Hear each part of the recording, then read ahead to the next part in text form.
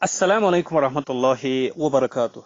तसव्वुफ की क्लास में आज हम मजीद कुछ उन दलाइल को देख लेंगे जो सूफिया पीरो मुर्शिद की इताअत और फर्माबरदारी के सिलसिले में पेश करते हैं, जो वो नफ्सियाती गुलामी के जवाज के तौर पर पेश करते हैं, वो पेश करेंगे और उनका क्या जवाब देते हैं नाखिदीन तसव्वुफ पर तनकीद करने वाले। सूफिया के यहाँ नफ्सियाती गुलामी का एक जवाब ये पेश किया जाता है कि इसकी मदद से तकब्बुर को खत्म करते हैं। ये लोग मुरीदीन में तकब्बुर को खत्म करने के लिए बाज गैर मामूली तरीके इख्तियार करते हैं। बतौर मिसाल चंद एक वाक़ात पेश खिदमत है, जिनसे अंदाजा होता है कि वो तकब्बुर को खत्म करने के लिए क्या तरीके इख्तियार करते हैं। देवबंदी आलिम और सूफी मौलाना मोहम्मद ज़करिया कांदोलवी साहब के मलफूजात में हैं, हजरत जुनैद बगदादी के पास कोई शख्स 20 साल रहा। एक रोज अर्ज किया कि इतनी मुद्दत में मुझे तो आपसे कुछ हासिल न हुआ। वो शख्स अपनी कौम का सरदार और बरादरी में मुमताज था। आप समझ गए कि इसके दिल में बड़ाई है। फरमाया, अच्छा एक बात करो, अखरोटों का एक टोकरा भरकर खानका के दरवाजे पर बैठ जाओ और पुकारो कि जो शख्स मुझे एक जूता मारेगा उसको एक अखरोट दूंगा, और जो 2 मारेगा तो 2 दूंगा। इस तरह ज्यादा करते जाओ। जब ये काम कर चुको तो अखरोट का टोकरा खाली रह जाए, तब मेरे पास आओ। उस शख्स ने कहा, ला इलाहा इल्लल्लाह मुहम्मदुर रसूलुल्लाह। हजरत, ये काम तो मुझसे हरगिज न होगा। हजरत जुनैद ने फरमाया, ये वो मुबारक कलमा है कि अगर 70 बरस का काफिर इसको एक मर्तबा सिर के दिल से पढ़ ले तो वल्लाही मोमिन हो जाएगा। मगर तू इस वक्त उसके पढ़ने से काफिर तरीकत हो गया। जा निकल जा, तुझे मुझसे कुछ हासिल न होगा। इसी तरीके से और एक वाक़ा वो अपने मलफूजात में लिखते हैं, एक रोज फरमाया कि शाह अबू सईद गंगोही रहमतुल्लाह अलैह बगर्ज बैत शाह निजामुद्दीन बल्खी रहमतुल्लाह अलैह की खदमत में बलख तशरीफ ले गए। शाह निजामुद्दीन रहमतुल्लाह अलैह को इतला हुई कि उनके मुर्शिद के साहबजादा तशरीफ लाते हैं, तो एक मंजिल पर आकर इस्तकबाल किया और बहुत एजाज और इकराम के साथ लेकर बलख पहुंचे। वहां पहुंचकर साहबजादा साहिब की खूब खातिरें की। हर रोज नए नए और लजीज से लजीज खाने पकवा कर खिलाते, उनको मुस्नद पर बिठाते, खुद खादिमों की जगह बैठते। आखिर जब शाह अबू सईद ने इजाजत चाही कि वतन वापस हों, तो शाह निजामुद्दीन रहमतुल्लाह अलैह ने बहुत सी अशरफियां बतौर नजर पेश की। उस वक्त शाह अबू सईद ने अर्ज किया, हजरत, इस दुनियावी दौलत की मुझे जरूरत नहीं है, न इसके लिए मैं यहां आया। मुझे तो वो दौलत चाहे जो आप हमारे यहां से लेकर आए हैं। बस इतना सुनना था कि शाह निजामुद्दीन रहमतुल्लाह अलैह आंख बदल गए और झटक कर फरमाया कि जाओ तवेला में जाकर बैठो और कुत्तों के दाना रातिब की रखो। غرض یہ طویلہ میں آئے، شکاری کتے ان کی تحویل میں دیے گئے کہ روز نہلائے دھلائے اور صاف ستھرائی رکھے۔ کبھی حمام چکوایا جاتا اور کبھی شکار کے وقت شیخ گھوڑے پر سوار ہوتے اور یہ کتوں کی زنجیر تھام کر ہمراہ پیدل چلتے۔ آدمی سے کہہ دیا گیا کہ یہ شخص جو طویلہ میں رہتا ہے اس کو 2 روٹیاں جو کہ دونوں وقت گھر سے لا دیا کرو۔ اب شاہ ابو سعید صاحب جب کبھی حاضر خدمت ہوتے تو شیخ نظر اٹھا کر بھی نہ دیکھتے، چماروں کی طرح دور بیٹھنے کا حکم فرماتے اور التفات بھی نہ فرماتے تھے کہ کون آیا اور کہاں بیٹھا۔ 3-4 ماہ بعد ایک روز حضرت شیخ نے بنگن کو حکم دیا کہ آج طویلہ کی لید اکٹھی کر کے لے جائے تو اس دیوانے کے پاس سے گزرو اور جو طویلہ میں بیٹھا رہتا ہے۔ چنانچہ شیخ کے ارشاد کے بموجب بنگن نے ایسا ہی کیا۔ پاس سے گزری کہ کچھ نجاست شاہ ابو سعید پر پڑی۔ شاہ ابو سعید کا چہرہ غصہ سے لال ہو گیا، تیوری چڑھ گیا، تیوری چڑھا کر بولے، نہ ہوا گنگو ورنہ اچھی طرح مزہ چکاتا۔ غیر ملک ہے، شیخ کے گھر کی بنگن ہے، اس لیے کچھ کر نہیں سکتا۔ بنگن نے قصہ حضرت شیخ سے عرض کر دیا۔ حضرت نے فرمایا، ہاں ابھی بو ہے صاحبزادگی کی۔ پھر 2 ماہ تک خبر نہ ملی۔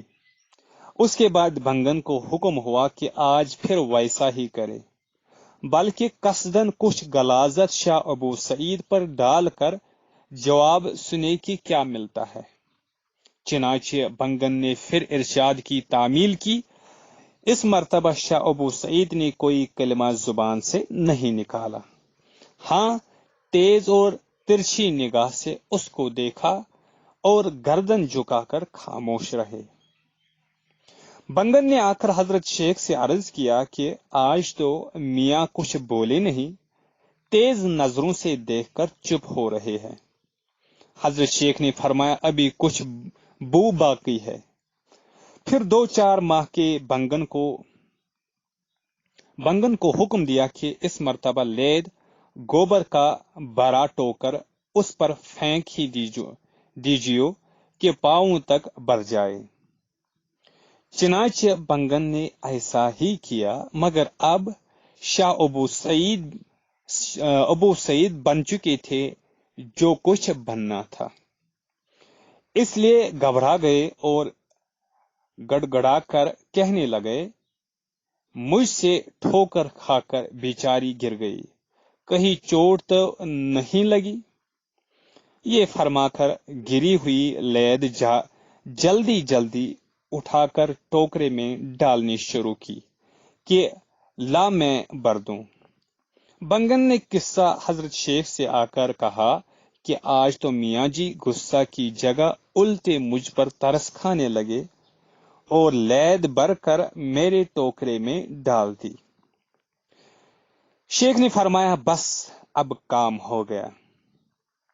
اسی دن شیخ نے خادم کی زبانی کہلا بھیجا کہ آج شکار کو چلیں گے، کتوں کو تیار کر کے ہمراہ چلنا۔ شام کو شیخ گھوڑے پر سوار، خدام کا مجمع ساتھ جنگل کی طرح چلے۔ شاہ ابو سعید کتوں کی زنجیر تھامے پابر کام ہمراہ ہو لیے۔ کتے تھے زبردست شکاری، کھاتے پیتے توانا، اور ابو سعید بیچارے سوکھے بدن کمزور، اس لیے کتے ان کے سنبھالے نہ سنبھلتے تھے۔ بہتیرا کھینچتے روکتے مگر وہ قابو سے باہر ہوتے جاتے تھے۔ आखिर उन्होंने जंजीर कमर से बांध ली, शिकार जो नजर पड़ा तो कुत्ते उस पर लपके। अब शाह अबू सईद बेचारे घिर गए और जमीन पर घिसटते कुत्तों की खींचते खींचते चले जाते थे। कई ईंट लगी, कई कंकर चुभी, बदन सारा लहूलुहान हो गया, मगर उन्होंने उफ न की।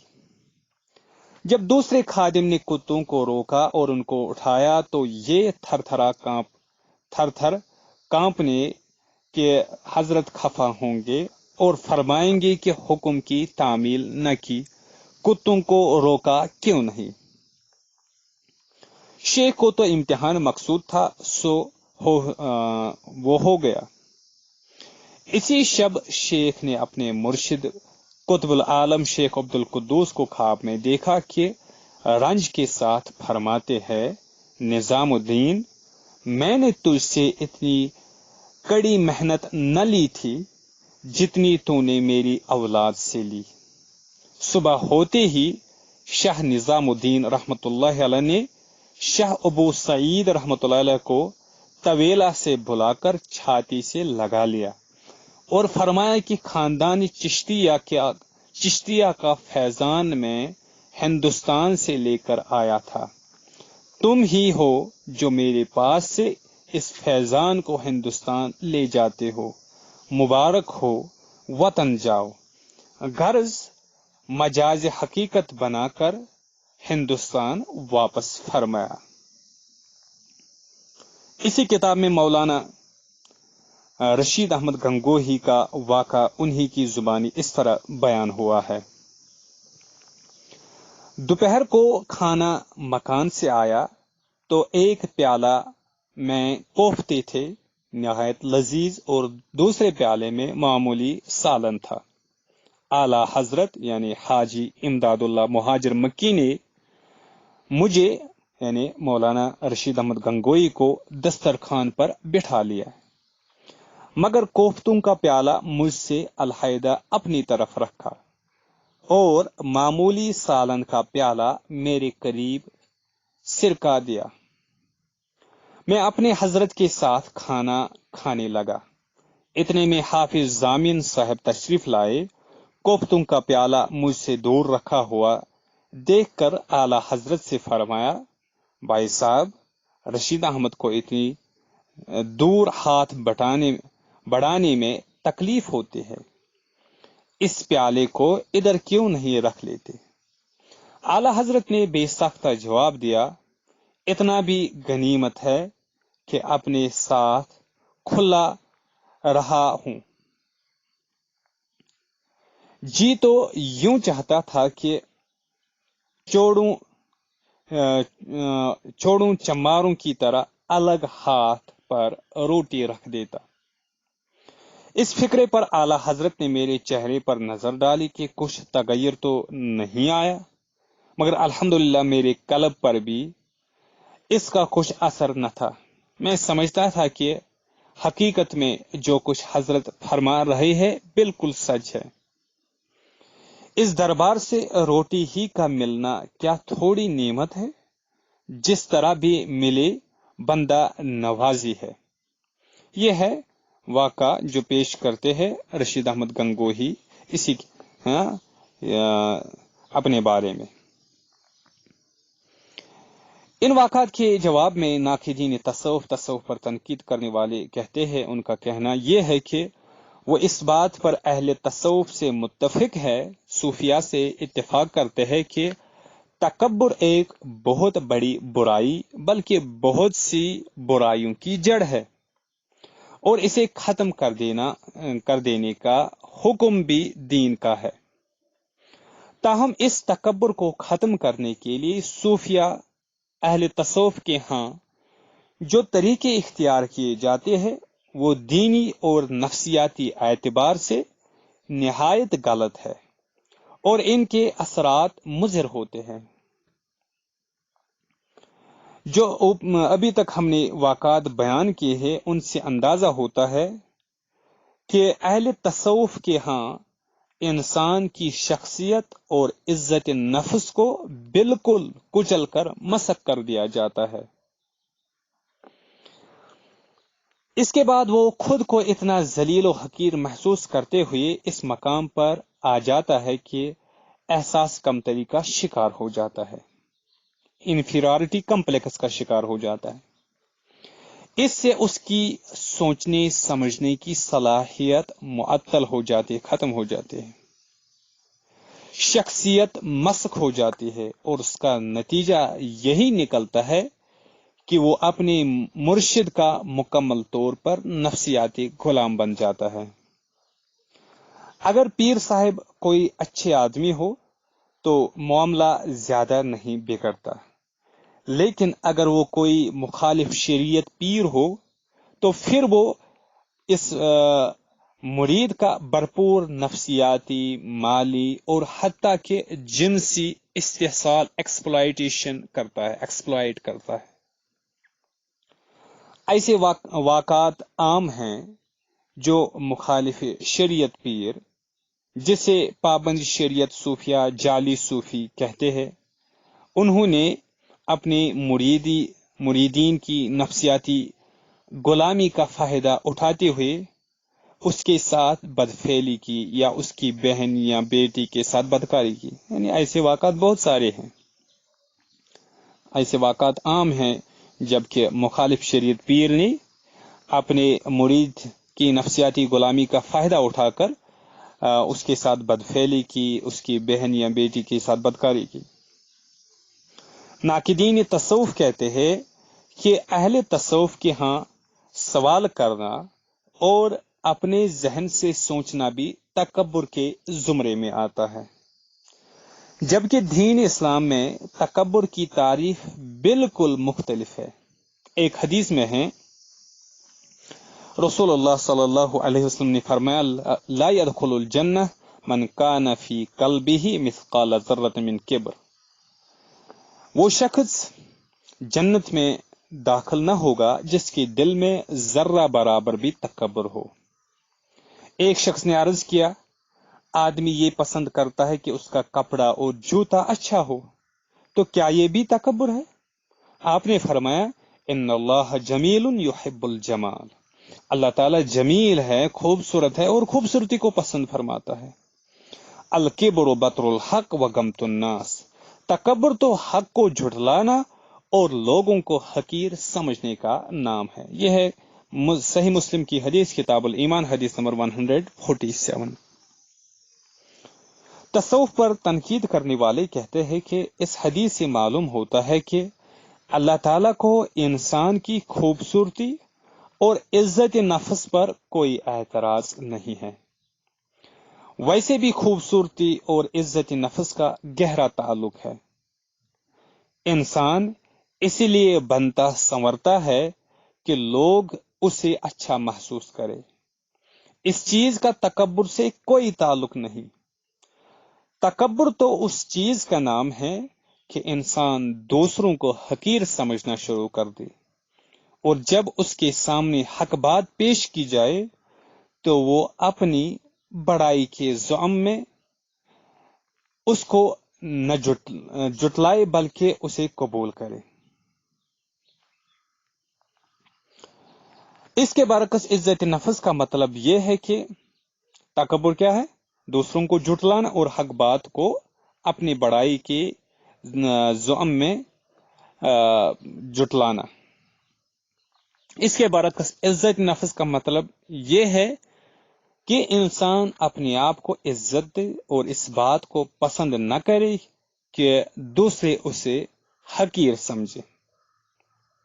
ناقدین تصوف کہتے ہیں کہ صوفیہ نے عزت نفس اور تکبر کو خلط ملط کر دیا ہے۔ شیخ ابو سعید کے جو بیان کردہ واقعات ہے، اس پر یعنی اس واقعے اور اس حدیث پر تبصرہ کرتے ہوئے علامہ عبد الرحمن کیلانی لکھتے ہیں اپنی کتاب شریعت و طریقت میں، وہ لکھتے ہیں، جس چیز کو شیخ نظام الدین تکبر سے تعبیر فرما رہے ہیں وہ تکبر نہیں بلکہ ذلت و تحقیر اور اہانت نفس کا احساس ہے جو ایک مومن کو کسی قیمت پر گوارا نہیں ہوتا۔ رسول اللہ صلی اللہ علیہ وسلم نے تکبر کی تعریف یوں بیان فرمائی کہ تکبر یہ ہے کہ تو حق بات کی پرواہ نہ کرے اور دوسرے لوگوں کو حقیر سمجھے۔ اب بتلائے کہ یہ تعریف بھنگن کے کسی مسلمان پر غلاظت کا ڈیر پھینکنے پر صادق آ سکتی ہے۔ عزت نفس کو تکبر کہنا تو وہی درست قرار دے سکتا ہے جو نفس کشی کے در پہ ہو اور معرفت کے موتی تلاش کر رہا ہو جس کا شریعت نے قطعاً کوئی حکم نہیں دیا۔ نہ ہی صحابہ کرام رضوان اللہ علیہم اجمعین میں سے کسی نے ایسا موتی اس طرح کے بیہودہ طریقوں سے تلاش کرنے کی کوشش کی ہے۔ یہ فرماتے ہیں علامہ عبد الرحمن کیلانی صاحب۔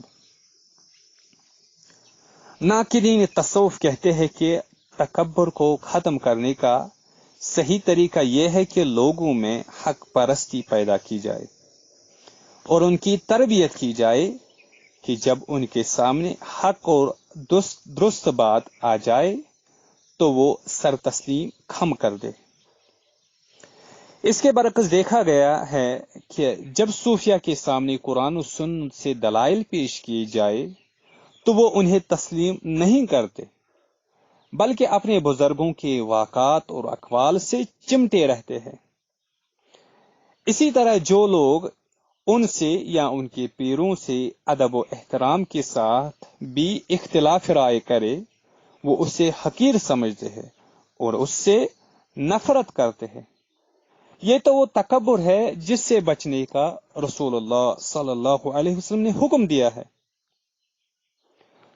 تصوف پر تنقید کرنے والے کہتے ہیں کہ انسانی شخصیت کو مسخ کرنا اسے احساس کمتری میں مبتلا کرنا ہے اور اسے نفسیاتی غلام بنانا دین اسلام کا طریقہ نہیں ہے۔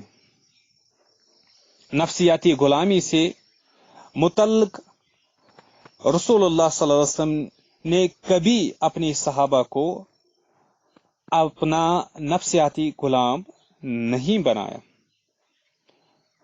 یعنی نفسیاتی غلامی کے متعلق رسول اللہ صلی اللہ علیہ وسلم نے اپنی صحابہ کو کبھی کچھ نہیں فرمایا۔ رسول اللہ صلی اللہ علیہ وسلم نے کبھی اپنے صحابہ کو نفسیاتی غلام نہیں بنایا بلکہ ان سے مشورہ لیا اور اکثر اوقات اپنی رائے کے خلاف ان کے مشوروں پر عمل فرمایا۔ قرآن مجید کی پوری دعوت ہی سوچنے اور سمجھنے کی دعوت ہے۔ یہ ہے صوفیہ کے دلائل جو وہ پیر و مرشد کی اطاعت و فرما برداری کے سلسلے میں نفسیاتی غلامی کے جواز کے سلسلے میں پیش کرتے ہیں، اور ان کا کیا جواب تھا ناقدین تصوف کا وہ ہم نے دیکھ لیا۔ تو آج کی کلاس اور پچھلی کلاسوں میں ہم نے دیکھ لیا اہل تصوف جو نفسیاتی غلامی کے حق میں جو دلائل پیش کرتے ہیں وہ ہم نے پیش کیا۔ تو اسی طریقے سے ہم نے دیکھا جو کہ صوفیہ حضرات واقعہ جو موسیٰ و خضر علیہ السلام کا ہے اس سے کیا نتائج اخذ کرتے ہیں، تو ان کا کیا جواب دیتے ہیں ناقدین تصوف، وہ کیا تنقید کرتے ہیں اس پر، وہ ہم نے دیکھ لے پچھلی کلاس میں۔ اسی طریقے سے یہ جو نفسیاتی غلامی ہے، نفسیاتی غلامی صوفیہ کہتے ہیں نفسیاتی غلامی تکبر کے علاج میں مفید ہے، تو اس کے جواب میں ناقدین تصوف کیا کہتے ہیں وہ ہم نے آج بیان کیا۔ علمی نفسیات کی سائیکالوجی کی روشنی میں بھی آپ دیکھ سکتے ہو اس کا جواب کیا یہ صحیح ہے ان کا کہنا یا نہیں۔ انشاءاللہ اگلی کلاسوں میں مزید کچھ بات کریں گے اس سلسلے میں کہ اس نفسیاتی غلامی کے خلاف ناقدین تصوف پر تنقید کرنے والوں کے کیا دلائل ہے وہ ہم دیکھ لیں گے اگلی کلاس میں۔ تب تک کے لیے السلام علیکم ورحمۃ اللہ وبرکاتہ۔